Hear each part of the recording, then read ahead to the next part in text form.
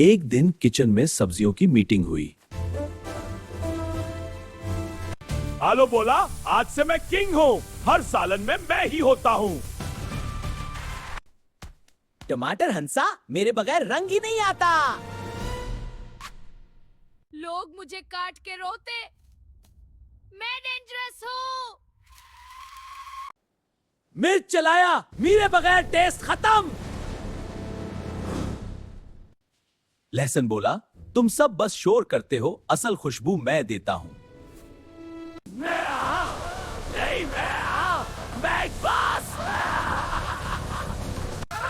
पूरा किचन मैदान जंग बन गया।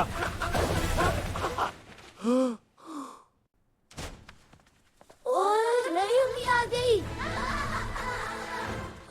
उम्मी ने सबको एक ही देगची में डाल दिया। हम हैरान थे, ये क्या हो रहा है? यार, अकेला मैं कुछ भी नहीं था। असल बॉस तो अम्मी है।